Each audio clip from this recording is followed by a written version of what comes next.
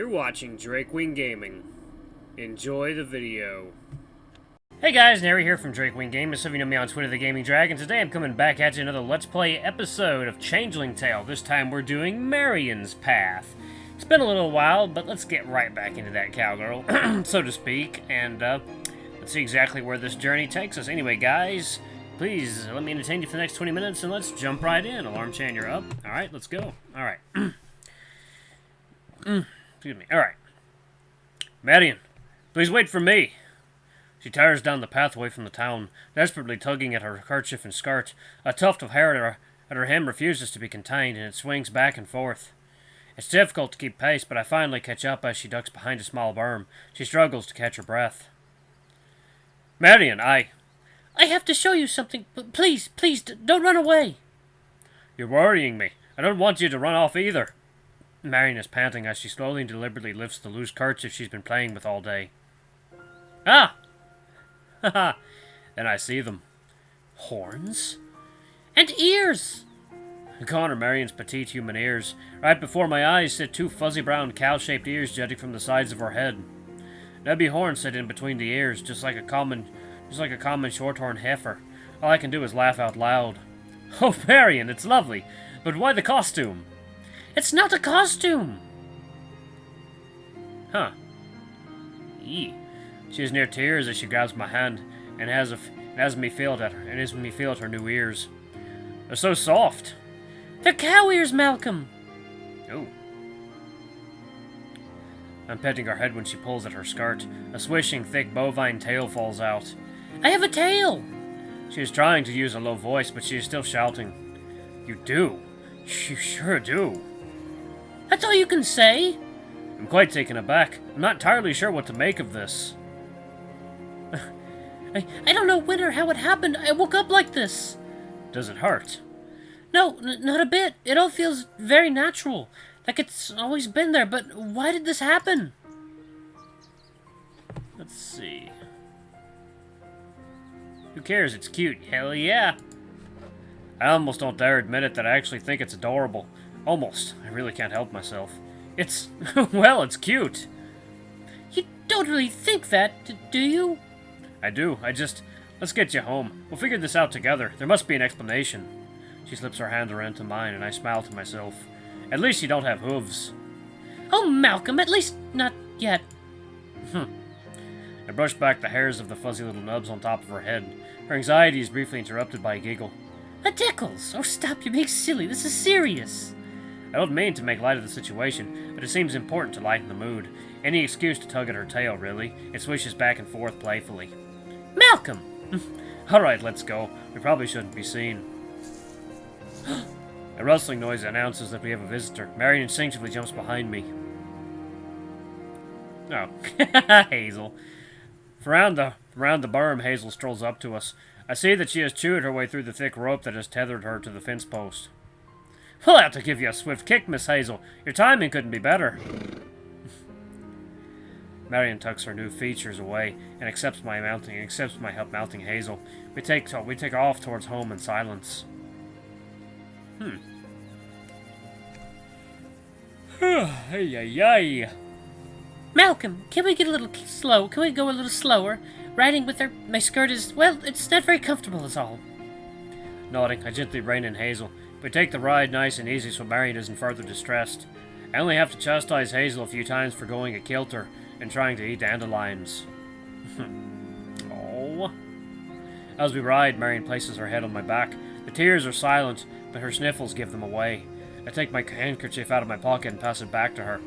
Thank you. She blows her nose hard. Hey, I'm just so sorry. This isn't your fault, Marion. We'll figure it out. Oh, lovely cowgirl. She's best cowgirl.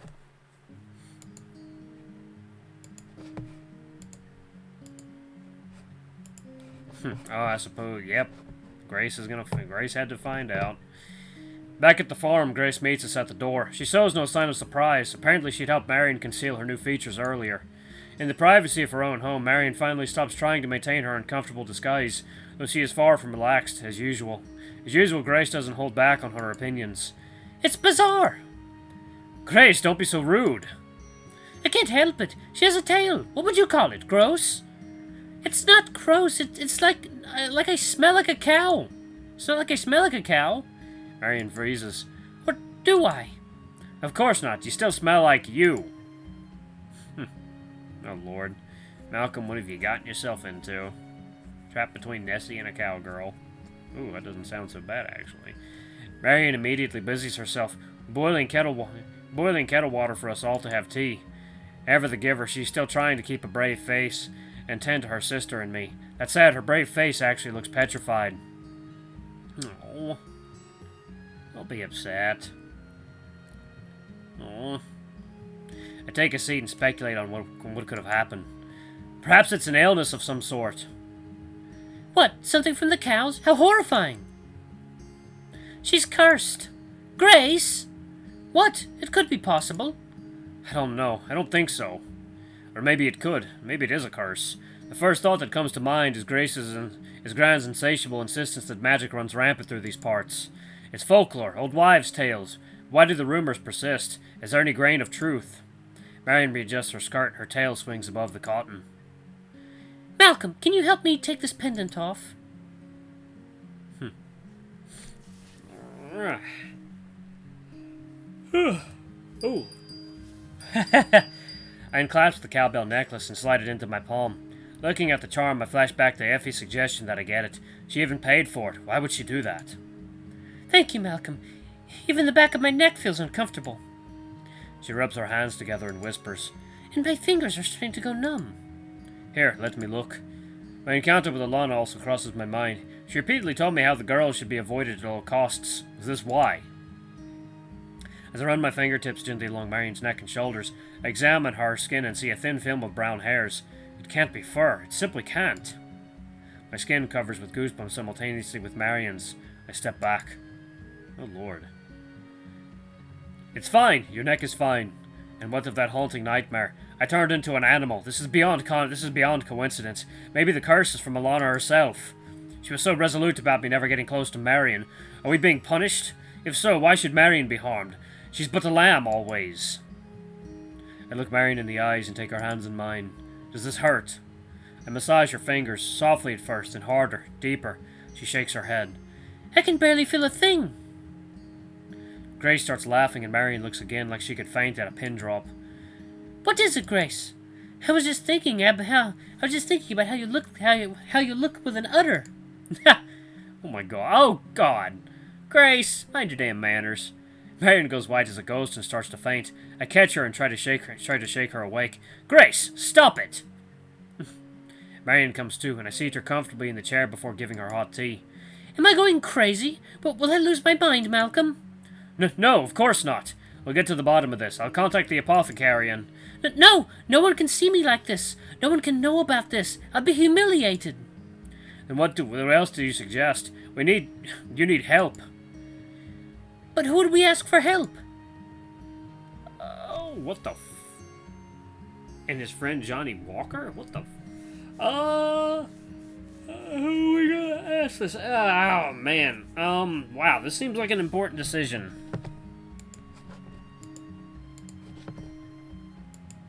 Let's go to Effie. Effie might be the whole reason this thing started in the first place.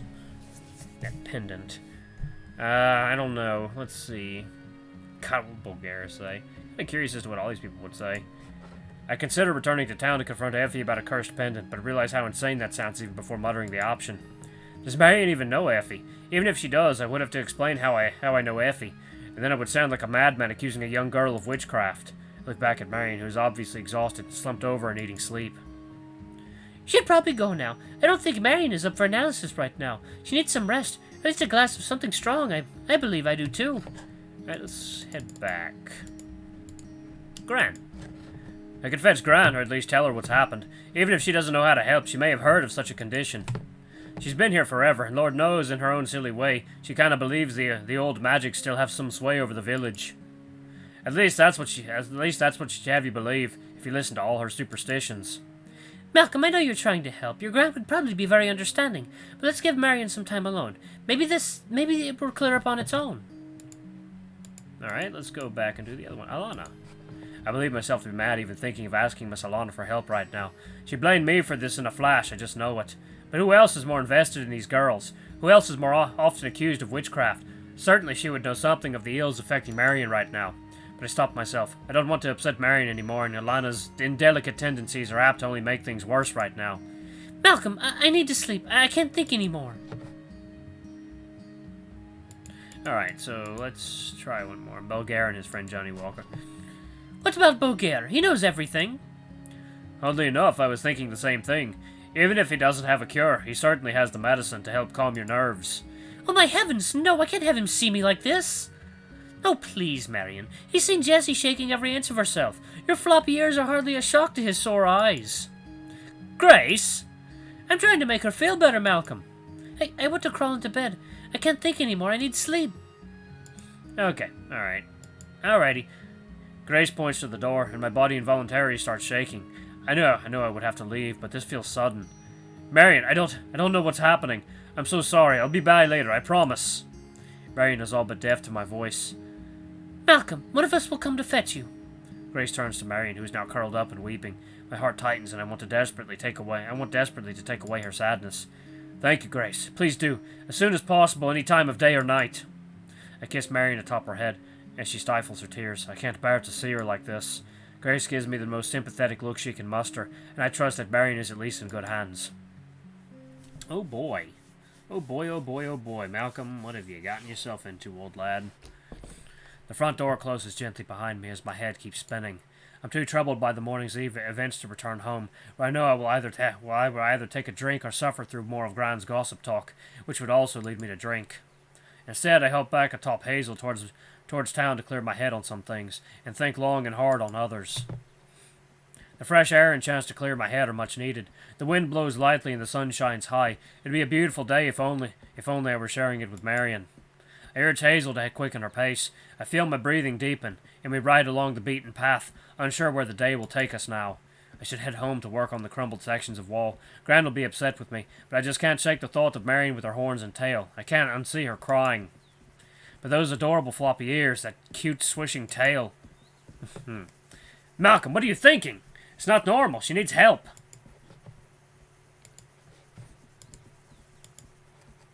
Kith and kin. Oh, Malcolm, fuck your idea of normal. This is the new normal, my man. She seems so helpless, but so, well, herself. Still enchanting and sweet. Still so grounded and rational as her whole world is changing. Hazel carries me onward, and before I know it, we are crossing the bridge back into town. The picnic has ended, and a few others are filtering back into Craig too. Despite my best efforts to avoid a daytime swig, my resolve is wavering. Marion might not be up for a dose of the pub's remedy, but I certainly find myself in need. When Hazel and I reach the pub, I detour myself into the quiet, musty place. Always up for a drink, eh? Well, there's a lot of friendly faces in there, including one particular handsome friendly face. It's nearly silent with no customers, and without Jessie crooning center stage. Bulgaria has already returned from the picnic and is tending bar. Ahoy, lad! Enjoy the company this morn. It's a bit crowded for me. And your lady? Hey, Miss McLeod. Miss McLeod had a bit of the vapors. I see. I know how women get. Timid as a mouse sometimes. Or stubborn as a bull. Oh boy, a grumpy lady. I'll have you know that I've seen my fair share of women that are hard to get. Even the most pig-headed can be ones worth sticking around for. Not to say that Miss McLeod is pig-headed. Nay, she's an angel in disguise. Forgive her for a few persnickety days, Mr. Campbell. We all have our faults, even old man Bulgaire here. I laugh and agree, not knowing where I stand with Marion either way. Bulgaire draws me a pint, and I steal into a corner table. I down the first half in one long drink. When I finally look up, a familiar pair of eyes meet mine. Ooh. Hello, Malcolm. Effie looks as charming as ever, but today I'm not so easily disarmed. I nod politely and try to swallow my suspicions down with another gulp of beer. Oh, is that light flickering? Okay. Nice to see you here. Is it? Mind if I join you? I don't suppose I can say no, can I? She slides in next to me. Bulgaria piles empty pint glasses on a tray and heads to the back room, leaving Effie and me briefly alone in the pub. I wouldn't say no if I were you. There's something you need to know. My eyebrows lift a fraction. Effie was at the picnic today. She was there when I bought the charm. What hasn't she told me? Effie, did you see anything strange today? She starts to nod her head, then I think further. No, first, tell me. Are you so keen on sending me off with that charm? Charm? Oh, the trinket! The silver cowbell! 'Twas but a silly charm. I knew Marion would like it. I know I don't look convinced. Bulgaria comes over, rag in hand, wiping clean his burly hands. Another round, boy! I glanced at Effie. Make it 2. Atta lad, but... He bends down to whisper in my ear. No good deed, son. No good deed. I'm flummoxed as he strolls behind the bar until I realize that it must look odd me sitting here with another girl. I haven't in me to explain the situation. The beer will help most assuredly, then I'll be on my way. Well, out with it then. What do I need to know? Effie opens her mouth to speak, but pauses as Bulgaria returns to set the pints down on the table. I grab one and guzzle. Enjoy! I'm off to empty the buckets. If you need me, just holler. I slide the beer over to Effie, but she raises a hand in protest. You'll need them both. Why, thank you. I've already finished the second pint, and dived into the third. My head appreciates them now, even if it's bound to punish me later. Malcolm, Marion has more to think about than a trifle given to her by an admirer, even if he has a handsome admirer. You saw? The tail, yes, the ears too. Dainty little things, I'll give her that. Effie knows, and she's not surprised either. My gut clenches, doubly cautious now of the woman next to me.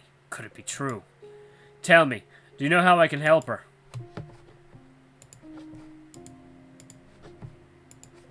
Ha! Help? Ha! No, there's nothing to help, except in matters of heart.